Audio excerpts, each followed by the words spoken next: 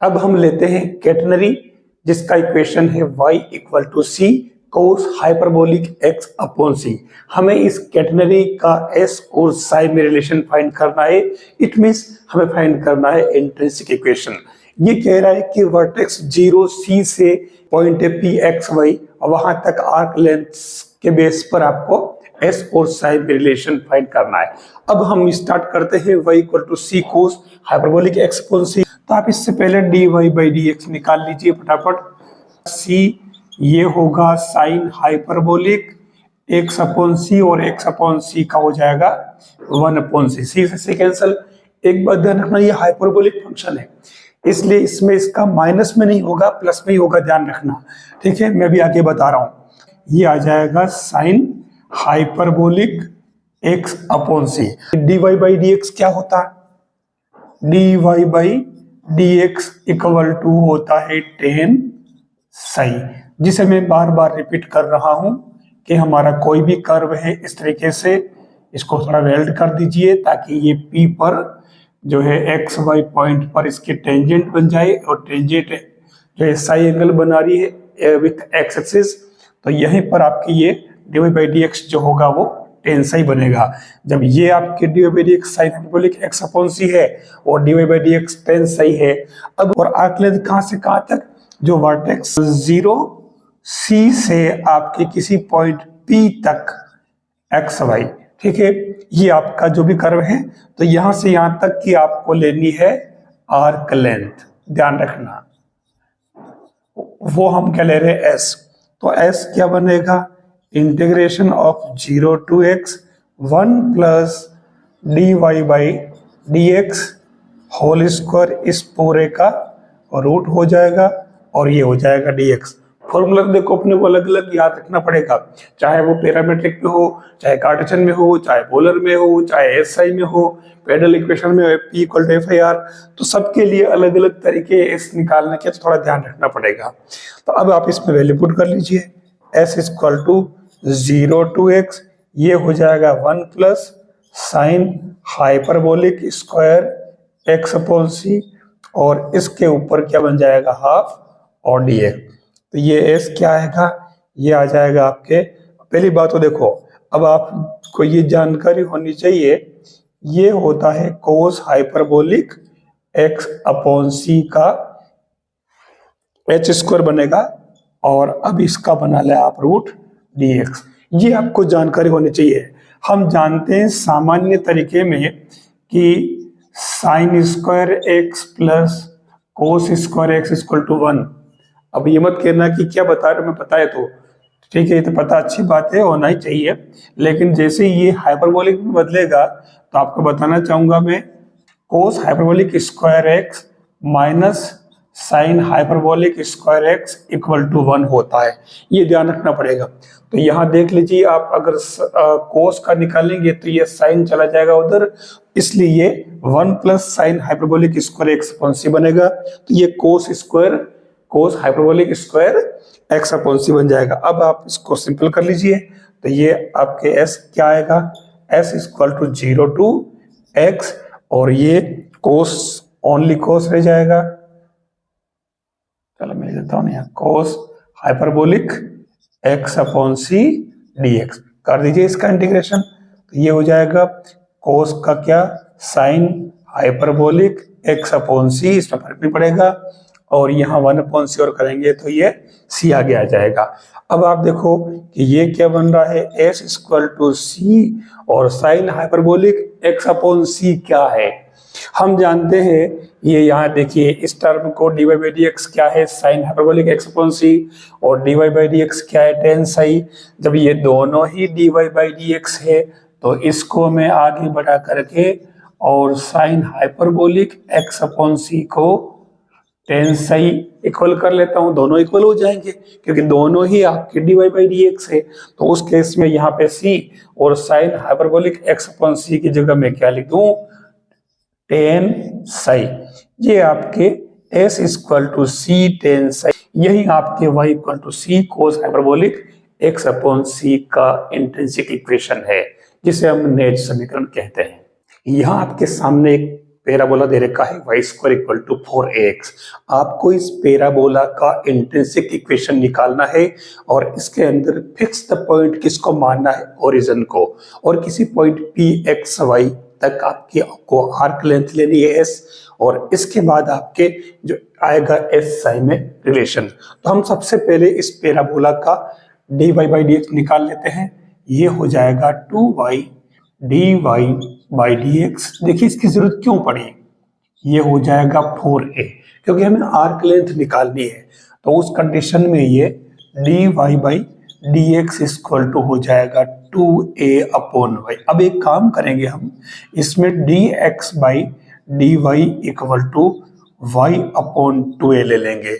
हमने यहाँ dy by dx को dx बाई dy में कन्वर्ट किया, इसके पीछे एक रीजन है।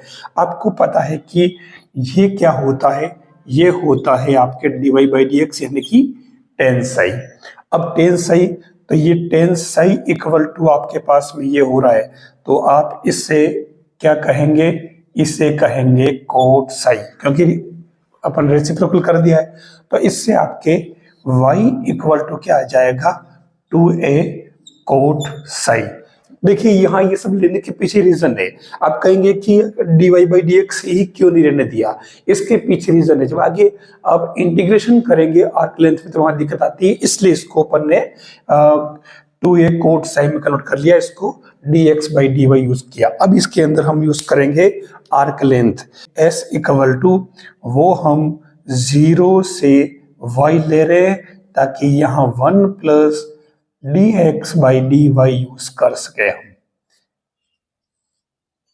अगर आपको लग रहा है कि यहाँ ऐसा क्यों लिया है, तो आप dy बाई dx एक बार लेकर के देखना आपको क्या दिक्कत आती है।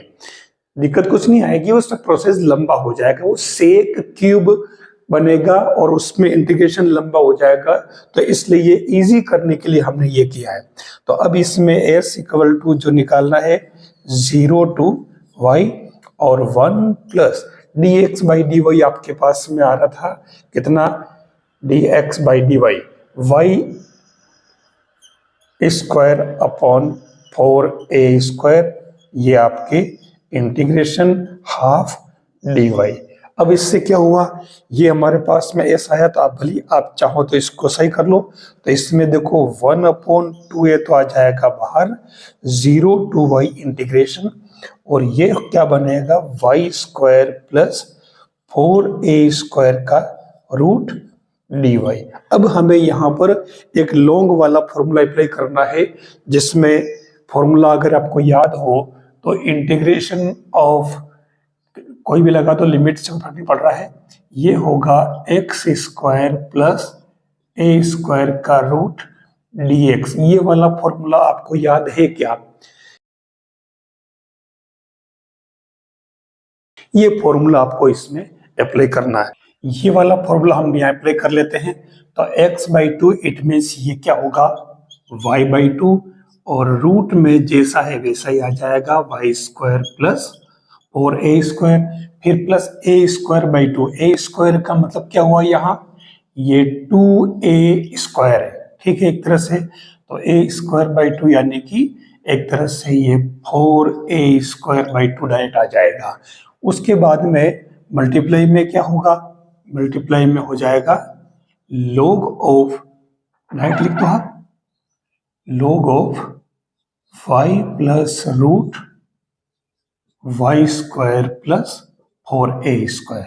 अब इस पर लिमिट आप 0 से y अप्लाई करें, तो देखो s equal to 1 upon 2a।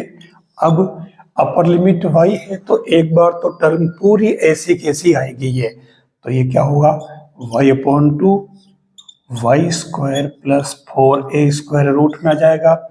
यहाँ आपके क्या बचा, ओनली 2a स्क्वायर, और ये log of y plus y square plus 4a square root, ठीक है ये बच जाएगा। अब आपको माइनस करके और लोअर लिमिट करनी है, ध्यान रखना। तो ये 1 अपॉन 2a भी इसके साथ में जाएगा, ठीक है, क्योंकि मैंने ब्रैकेट यहाँ लगा दिया बड़ा वाला।